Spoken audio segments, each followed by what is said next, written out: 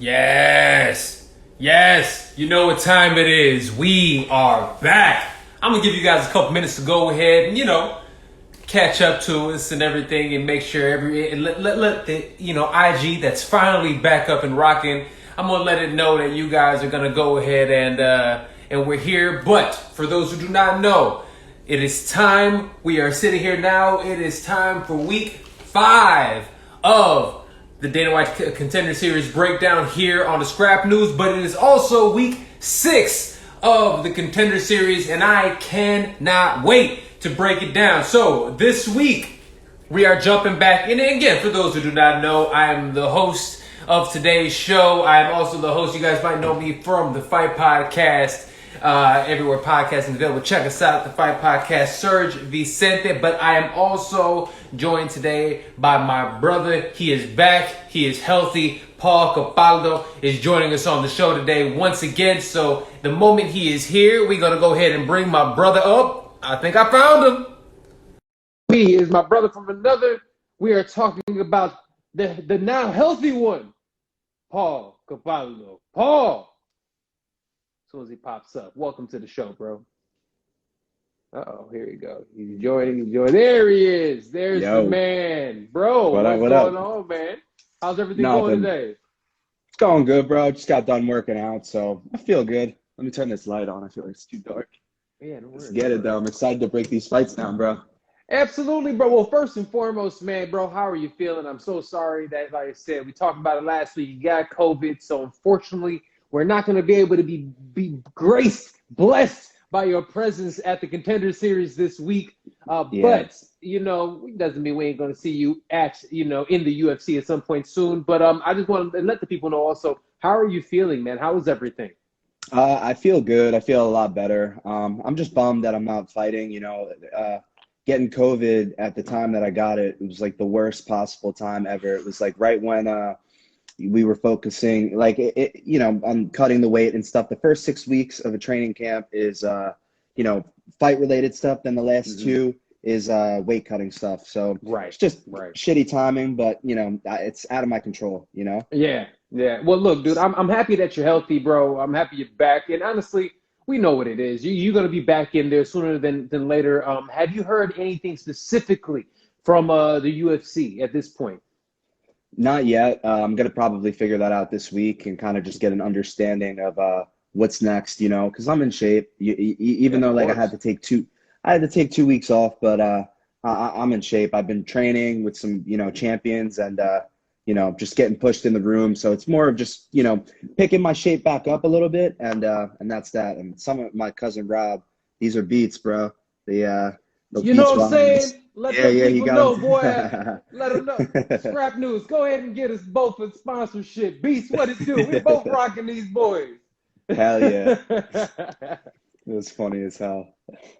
Hey, no, low-key though, just all jokes aside, I've had I had the power beat, not the power beats. I had the AirPods and stuff. But fam, when you work out, these are fire. Oh yeah, these are the best. They don't move. They don't move at all. Yo, I used to hit the bag with the AirPods on, and you throw a decent combination, man. Your AirPods are flying across the room. With these, you can go out there. I wouldn't suggest it, but you could damn near spar with these on. I definitely wouldn't suggest it. Yeah, right. It might get jammed in your ear.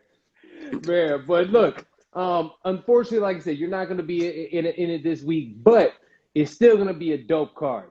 And yes. There's been a lot going. A lot of contracts have been handed out. A lot of people are making a lot about it, but we've also gotten a lot of guys, and girls that have a lot of experience. Even like I said last week. Do you have anything from last week that you saw in the Contender Series that really stood out to you?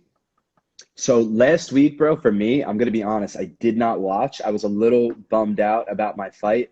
And I just wanted to I wanted to just stay away from fighting. I saw some of the highlights stuff because I always look at the highlights, but I was a little bit bummed. So this is the only season that I missed or week that I missed.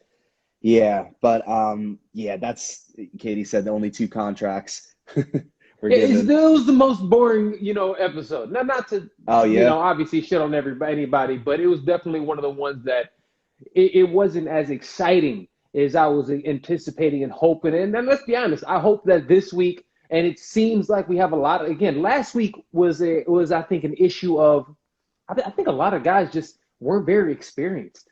And Yeah. we talked about it last week, and and I was on the show with the Warrior. I appreciate my man for joining us last week. But everybody in there had such kind of like the shiny records, and not even just their Oh records yeah. are shiny. It was a lot of guys that really they had a lot of padded records. You know what I Yep. mean? And this week Oh yeah. there's much less of that. I'll say there's much Yeah. less of that. So I think the matchups themselves are going to be more similar to honestly that week 2 and week 3 that we saw that there were 5 contracts handed out because just the level of competition I think this week is really really solid. So hey fam, let's go ahead and jump into it, man. Are you ready? Yes, sir. Let's get it. Let's do it. I'm starting off the very bottom. We're going to work our way up. But we are starting off in lightweight. We're starting off with Gennaro Vandes versus Patrick White. This should be a fun fight. Valdez is 9-0. He has 6 knockouts, 3 submissions. Patrick White, on the other hand, is 9-0. He has 9 knockouts. But I have to point this out. Few of his opponents seem like they're padded. One of his opponents, for instance, has a record of 14-30. I'll be honest with you. If I'm your coach or manager and your record is 14-30, I am not letting you fight anymore. This isn't for you, brother. This isn't for you. So seeing this one, we have Valdez as a minus 370 favorite to a plus 295. Just a couple more highlights. Valdez is a BJJ purple belt. He's a 3-fight win streak. I'm trying to say he's undefeated. Solid striking game. Any thoughts on this matchup? Yeah, so kind of like you said with White, I noticed that White's schedule is a little bit weak. I don't like saying this about fighters too, because sometimes with fighters, they don't, essentially you don't pick who you fight. It's just whoever steps up. You beat who's in front of you. Yeah, exactly. So it's not a lot of these guys' faults, but yeah, I saw like weak schedule, but something that I did like about this White guy is all of his wins are finishes. So I think with that being said, his confidence will be up and his ability to his confidence in being able to finish the fight is definitely going to be there. This guy absolutely. Valdez, he's 9-0. His last 4 wins are all finishes, and he's fought a little bit of tougher competition. I had Valdez winning this fight due to they have similar records. White's 9-1, Valdez is 9-0, but this guy Valdez all finishes. His last 4 wins were finishes, and that's something that I like. And obviously, the UFC likes to see that, and I think just you finish 4 fights in a row, your confidence is going to be there. Now, I'll say this, and I think you're absolutely right. And that's one thing that we'll see. And one thing that I really love about Contender Series is that some of these guys surprise us. And we don't see a lot of these athletes from the Alaskan regional scene. You know what I'm saying? Aside from Jared Cannonier, we don't have that many of those guys that are from that regional scene. So obviously I have those type of questions. Look, I'm be honest with you. I'm going with Valdez in this one as well. Yep. I think he is slightly more well-rounded. I think he's been in there with better competition. And with that being said, I'm rocking with him. I think that he knows how to win. And one of the things that I've seen with Patrick White is he's another one of those guys that it's hard to find film on him. It really is because I tried finding some. It's super hard to find any film on him. So you kind of have to go with what you're looking at. And because of that, I have to rock with Valdez on that one. But this still might be an interesting fight to kick it off because, like you mentioned, both of these guys are finishers. And both of these guys have the confidence in being essentially undefeated. Going in there and saying, you know what? I know what to do to finish. I know how to finish. This dude don't scare me. Shit, you know what that swag's like to walk around there as a fighter that don't know. Can't nobody fuck with you. You over here rolling with Frank Yeager. You know what's going on. That's what I'm saying. The confidence is huge, man. It's exactly. Literally, I'd say it's like 80% of the battle. Yeah. Oh, for sure, man. Yo, real quick, man. So how was yesterday without Instagram and shit, man? How did you fare? I was fine, man. For me, I don't have any notifications on Instagram or anything. So when it went down, I was like, you know what? This is like how kind of life should be, you know? Oh yeah. Oh, for Not sure. checking to see what everyone else is doing in their picture perfect life, you know, like it's BS, bro. I was fine, man. If anything, I enjoyed it. It was a nice refresher. Yo, low key, it did feel good, and I knew it was a bad thing once I was because I was off of it all day. And don't get it twisted, Yeah. I'm a media personality, man. Like my life is on social, right? Yeah. But having a couple hours without it, man, you almost forget. I was hanging out with my lady, we having good conversation, eating food without even, pulling up the phone. But then the moment Exactly, that man. thing kicked back on, I noticed, back in the matrix. It was terrible. Yeah. It's Yeah, terrible, bro. man. So, social media, especially for like the younger generation, is like I think it's just ruining people, ruins your like, and it could be used for good and for bad. But man, people are so obsessed about followers and this and that, and verification and all that stuff. But it doesn't mean anything, like it doesn't No mean anything. shit. It really doesn't, man, and it's crazy because I mean, I look, I'm 35, and I feel like I'm that last Shit, bro, you're generation 35. of I thought you were 30. younger. Man, you know what I'm saying? You look younger, Moisturizer, bro. You brother. got the You know good what I'm genes. saying? Hey, black and Puerto Rican, baby. This is how we get Hell yeah. down. You know what I'm saying? but Hell yeah. but yeah, we moisturize. That's what I'm saying. That's what it is. We got to keep moisturizing, man. I say I put you on the regimen It's if the you need truth. it, bro. We'll hook it up. I know about it, bro. All right, let's keep the party rocking. Moving right along, we're got some big boys coming up. We're not talking about our 205ers or light heavyweights. We have the 5-1 Joseph Holmes against Shante. What is that? I wrote down Barnes? Barnes. Yeah, I said Bones. Yeah, yeah. So Shante Barnes. Now, this actually, even though we have Joseph Holmes, who is a -400 to a +300. This could be an interesting fight. This really could be an interesting fight, specifically because Barnes was actually slated to fight Cody Bundridge, who was actually going to fight Nicholas Maximoff, but he got moved up. Now, Yeah. this makes me question a couple things because he was brought up to highlight essentially Bundridge over there before that fight. Is he being set up to highlight Joseph Holmes? I have to ask that question, and it kind of seems like it. I'm looking at this. Holmes has 4 submission wins. He's 5-1. But one thing I'll say is this: he's not the greatest of tacticians. His technical skill, he's a little wild with some of the things that he does. And I'll say this: I think that if he was fighting a different level of competition, he might be in trouble. But for instance, the individual he's fighting this fight, it might be enough to make him put on a show so that he can get that contract. What are your thoughts on this matchup? So, couple of things. I got a lot of notes on this. So we'll start with Holmes. Holmes, 7-0 amateur fighter. He fought 2 fights in Bellator. Let me see. 2 fights in Bellator, and all of his wins are submissions. So you could tell he's a real ground, submission guy, ground-based guy. The CFFC matchmaker, Arius, just joined. What's up, Arius? So, and, something I noticed Arius, about this guy. Yeah, he's the man, bro. Something that I noticed. So Holmes is a pretty solid fighter, especially he's fought for legit promotions in Bellator. He has 2 wins there, undefeated amateur career, 1 loss as a pro. But something about Barnes, man, I was looking. So I'm going to start with the positives first. He has 6 finishes, which is awesome. All of his wins are finishes. But, bro, I'm looking at some of the guys he fought. So I'm going to read you from his second pro fight all the way to his third. So his second pro fight, the guy was 0-1. Oh, no. His first. So his first pro fight, the guy was 0-1. That's whatever. Second pro fight, 1-12. His third, 3-21. Yeah, or no, 4-21, my bad. His fifth, 0-6. It's a big difference. Yeah, right. And then his sixth fight, so his last fight that he finished, the guy was 15-90. And that's not an over-exaggerated record. He's 15-90. Wait. So 15-90? Yes, that's what Topology said. He's on that he's on that Fury. That what's it called? Fury's brother's opponents. Whoever his matchmaker is giving him some booty.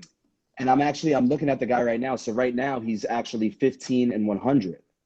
So yeah, he literally has a lot of losses. I mean, a lot of losses. But with that being said, I think Holmes will win just because he's fought in legitimate promotions and he's honestly fought tougher guys. And a lot of the times I won't say this with guys that have fought guys that so because before you're in the UFC, it doesn't really matter. You don't want to be fighting like killers outside and, being that guy that fought the tough guys, but you didn't get in there.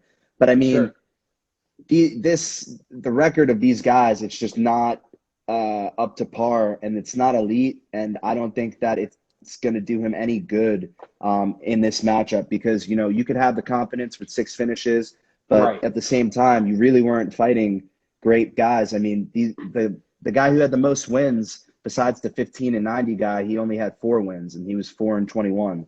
So with that, I go with Holmes with that. Yeah, for sure. It's rough. The 15-90 guy, man, that's freaking crazy. And it's even crazier because he's lost 10 fights because now he's 15-100. Oh. So, that's a lot of fights. Look, like we said at the top of the show, you beat who they put in front of you. You know what I mean? And so you can't really fault those guys for actually doing that. But at the end of the day, we have to kind of still make the pick. I'm actually with you, though. I'm rocking with Holmes also because of that. I mean, look, Ugly Man Joe, as they call him, his last win, he submitted Dwayne Diggs in LFA. The fact that he's actually in there fighting guys in LFA, he's fighting at a higher level. You got to rock with him. And he's not fighting dudes that are complete wash. So I got to rock with him in that one. And so we'll see how that goes. But that's going to be at 205. Like we said before, Holmes, Ugly Man Joe is the favorite. He is a minus 400 favorite. It's a terrible nickname. But, hey, look, you know what I'm saying? At least he embraces it. I respect that. I would not let anybody call me that. I'll take that as offense. Yo, Ugly Man Serge, look, bro, like, we're not that cool. Like, yeah, facts. So what'd you say? But he is the biggest favorite on this card, so I'll keep that in mind. All right. Yes, sir. Also on next up, we have this at 35. We have Fernie Garcia versus Joshua Weems. Joshua Weems is 7-1. Garcia is 9-1. So check it out. I'm going to let you go ahead and break this one down first before I give my little 2 cents in. Uh-oh. Can't hear you, bro. What happened? I can't hear you. Can you still hear me? I can't hear you all of a sudden. Still can't hear you. Hey, can you and let us know in the comments if you guys can hear us both, because so we can figure this out, guys. I'm sorry about the little, how we get down, little technical difficulties. All right, yeah, no worries. All right, he'll be right back, guys. But this fight coming up, again, I'll give you guys my little 2 cents worth. Look, in terms of Fernie Garcia, he's one of the guys that, I like where he trains. Not only do I like where he trains, obviously he trains at Fortis MMA, so I love that already in itself. I mean, the guys from Fortis are just badass. Here we go. Let me get Paul back on here. To my brother's back, but like I was saying, there we go. I hear you. You hear me now? Yes, sir. Okay, word. All right. So, what were you saying about that matchup? Yeah, so obviously I was saying I was supposed to fight Fernie Garcia. So I'll start with him first. He's on a 4-fight win streak. I have him a lot of decisions, like a shit ton of decisions. Yeah. He grinds people out. That's his the game plan. Uses his wrestling, but doesn't really do much damage from there. So his game too is he likes to come forward. And he's very, very awkward with his strikes, like he'll throw over, not straight punches that come wide hooks, wide shots, sometimes shots that you might not be used to seeing in training. So that's something that, is very tricky that he does. This guy, Joshua Weems, he's 8-1. He's a submission guy. He fought for bare knuckle, which is something that I noticed not a lot of guys are fighting for bare knuckle. That says everything you need to hear right there. I hate to say it like that, but it really does. And he has a little bit of a weak schedule. I feel, I can't really talk too much because this is a guy that I was supposed to fight, obviously, and I'm not going to be too critical on anything because I should be fighting him, not this guy, Joshua. But my notes It's on okay. this, I'll do that in a second. I got you. yeah. But my notes on this is I think Garcia wins. The way Garcia wins is he keeps it standing. I think if Weems gets it to the ground, he's going to try to get it to the ground, work his submission. So I think, I think Garcia should win this. He has a much easier matchup than his previous matchup. Yeah. So this matchup is interesting because obviously when it was you fighting Fernie, I thought this was going to be a wash. I was like, my Paul's going to go in there and just dominate this cat and keep it rocking. But new matchup, I had to kind of really dive into these opponents. So like I said before, Fernie Garcia trains at Fortis MMA. I love Fortis MMA. I love what they do. They have a great coaching team, and their guys come in prepared. He's 9-1, but like you said, he is a decision machine. He has 6 decision wins. Oh yeah, but he's fought tough guys. He's fought tough guys. But one thing I'll say is that one terrible thing that he does is that he'll throw great combinations, but he takes pictures. And for those who don't know what that means, is the moment he sits there and actually lands a couple combinations, he resets, puts his hands down, tries to walk himself back to the center of the cage. And honestly, if you're going to be countered by anybody, and that's why honestly I thought you were going to knock his ass out because of that specific thing, right? Mm-hmm. Because he does that. He watches his work. He watches his work. You can't take pictures in this game. You really can't. So between that, also one thing that he really doesn't do well is he doesn't check kicks well at all. He doesn't check it. He'll sit there and just eat them. He'll eat his kicks and keep going. And so we're looking at Joshua Weems that actually has a pretty heavy kicking game. He leads in with a heavy kicking game. He does have 5 submission wins. He's a creative grappler. He'll dive on shit. You know what I'm saying? Yeah. So I think this makes it an entertaining fight. I think this makes it a closer fight than a lot of people would actually look like on paper. I think that Weems is a live dog in this matchup. And part of me wants to pick him. And fuck it, I'm picking him. I'm going Weems in this one because I think that he is going to be one. And look, it ain't you fighting him, so don't care. Yeah. Throw it out there just to make it a little different. He's a live dog. I'm going Weems. I'm gonna pick Weems too. I saw a couple of interviews of Garcia. He was talking crap, saying, "Just do this stuff. He's gonna break me." Blah blah blah blah blah. And I don't know about that. It's easy to break shitty competition. So if you see this, that's not going down. And we'll run it back. Oh, so I got Weems. I have Weems also. And Weems is actually the underdog of this one for those who are checking it out. He's a plus 185 underdog. In comparison to Fernie Garcia is a minus 225, who's actually the third biggest favorite on this card. There's some big favorites on this card, though. I will say that. All right. Yeah. Also, another thing that Fernie Garcia does have that I not to just feel like we're ragging on him, but obviously I did look at this fight and looked at that opponent specifically because you're going to get it. He doesn't have great head movement. He really doesn't. Doesn't have great head movement. It stays right in the center, and if you can crack, it's just a terrible thing when you look at somebody that, one, you take pictures, and then 2, you don't have good head movement. Literally, your head is always there to hit. So, you could close your eyes and hit him. Exactly. So that's one of those things. But here's the thing. He's tough. He's durable. I will give him that, even though I'm picking Weems on this one. All right. Moving right along. Anything else you want to say before we move on to the next opponent? I mean, I wish both guys luck. That's it. Yeah. But like I said, I have Weems. I have Weems winning that. I totally agree. All right. Next up, we have Daniel Barres versus Carlos Hernandez. We have a 6-1 striker versus a 12-4. A well-rounded fighter. I'm not even going to just say he's a submission third because 4 of his wins are by knockout, 5 of his wins are by submission. But for Daniel, who is an he's a Spanish combat sambo gold medalist. He's a European no-gi bronze medalist. So we know how the sambo guys get down. They can boogie, especially if they're at a high level like him. He has lost some fights, but he's lost to some very, very good opponents. I'm only concerned about the 2-year layoff. He's had a 2-year layoff in this one. Now, Carlos Hernandez on the other side is also very, very, he's a specialist to an extent, but he's well-rounded as well. He's a 2012 Pan Am kickboxing champion, okay? He's only a high school wrestler, so he can be taken down, okay? And that's one thing that in this matchup specifically, he cannot afford to be taken down because I think he ends up really getting in a lot of trouble in this matchup. With that being said, again, Daniel Vandes is a BJJ brown belt. How do you see this fight going?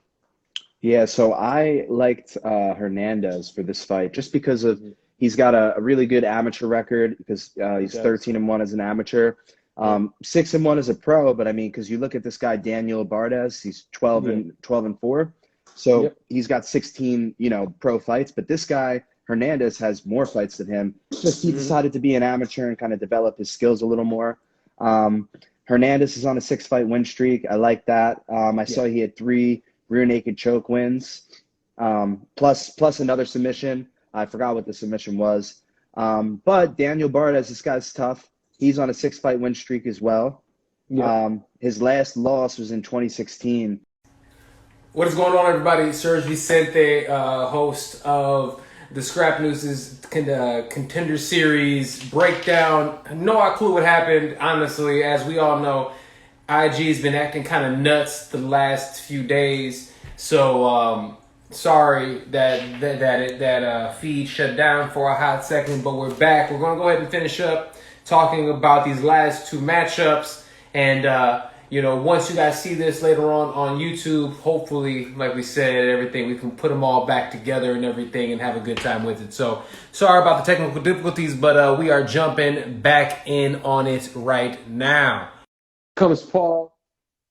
Yo, Katie, I had no idea what happened. I was sitting here super confused. I had no idea what was going on. Ew. All right, What up, yeah? Yeah, we were all sitting here.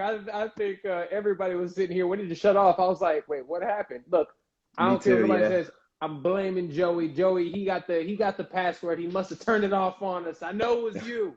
You didn't like our picks. Right, he didn't like somebody must have some money. Instagram must have money on some of these picks, and they ain't like it. Yeah, so, right. But we're gonna go ahead and finish up. I'm sorry. Let's go ahead and finish up talking about Daniel Vandes and Carlos Hernandez. So really fast for those who are paying attention.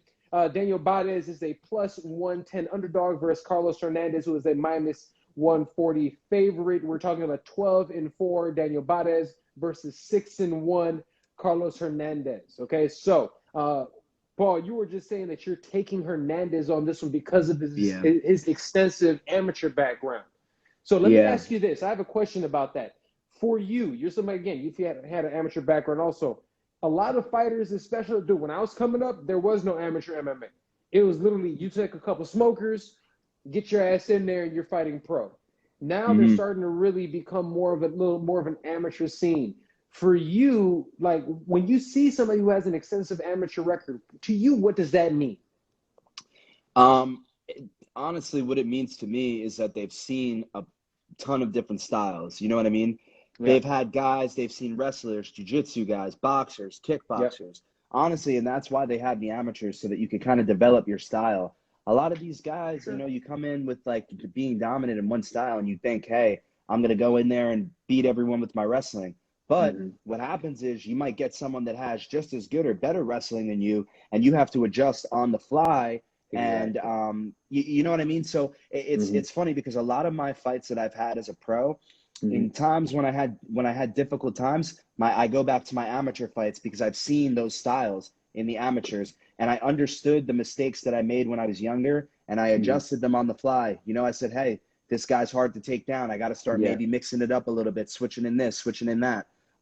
So that's what like a long amateur career does. You see every style, and it shows, and it really does help. Sure. No, for sure. No, that makes perfect sense, because even the handful of amateur fights that I had, and one thing that I've always said, it's like when you're going against some of these amateur guys, it's almost more difficult than when you train and fight against pros, because they're just throwing shit up there. It's Yeah. like they're nowhere near as technical, and those are the shots that you can get hit with, right?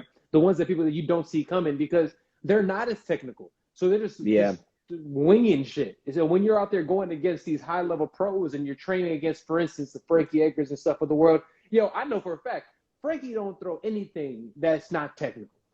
Yeah, so no, everything's good for him. Perfect. Everything's perfect. Every jab is a perfect jab. Every right is a perfect right.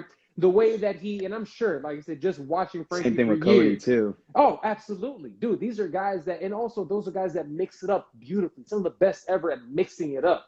They're striking a takedown. So you don't see that. So it has to be difficult. But this is somebody in Carlos Hernandez who's also, again, he's won Pan Am kickboxing. And one thing to your point, it's not like he's only 6-1, but he's been doing this for a long time. He won that Pan Am kickboxing belt in 2012. So he's been out here getting active for years. So I'm really interested in this fight. I'll be honest with you guys. Look, I am a striker by nature. I love watching strikers. And when strikers go against grapplers for the most part, guess who I'm going with? I'm going with the striker. I'm going with Carlos Hernandez on this one as well. So we're both going with the favorite on this matchup. Anything else you want to say about this matchup? No, I mean it just should be a good fight. I'm looking forward to it. And technical too. I'm excited to see this guy Hernandez fight. I am too. I think this might be the fight that I'm most looking forward to on this one because one, it can go either way. And two, these are guys that have honestly a wealth of experience. You're talking about somebody who is, if you've gotten to the point that you're being a combat sambo gold medalist in anything, you have been doing this for a very long time. And you know exactly what you're doing. So I'm always curious when the sambo guys get in there, but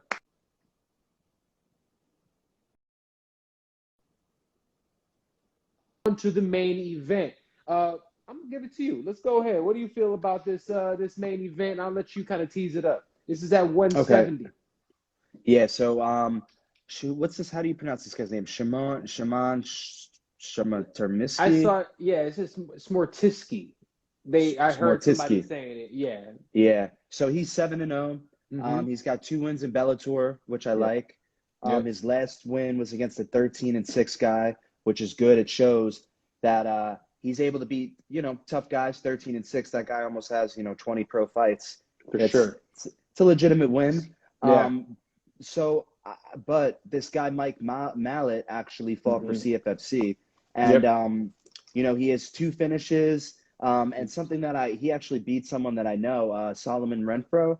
And Solomon is actually fighting, I think, October 20th, maybe next week or the week after. And he finished him. And I know Solomon is really, really tough. He's very, very skilled. Kids build like a fucking tank. So that was a really impressive win, especially to get a finish on him. And, Mike trains at Team Alpha Male. I trained at Team Alpha Male for 3 weeks. Well, he's a coach there now. He's one of the Alpha Male's coaches. Yeah, so he trained out there. And that gym's legit. They have good game plans. And especially like the top level guys, they might not be what they used to be in the past with like having like Palmer, Dillashaw, all those all those guys. Faber, when they were all just like killing it. Yeah, but now they have most of those guys as coaches. Faber's in there as a coach. They have different Buckholz. I don't know if Buckholz is there anymore, but I know they have Chris Holmesworth, who's very, very good. Yeah, dude, he's legit. Yeah, he's cool. I'm actually thinking about going out and training at Alpha Male, going out there with Cody in the next couple of weeks. But besides that, I think Mallet's gonna win. I think Mallet's gonna win. Just by his, who he trains with and just watching the people that he's beat. I have Mallet. Who do you got? So in this matchup, and for those who do not know, Mallet is a -170 favorite to a +140. So it's essentially a pick 'em for a lot of people when you're looking at this matchup.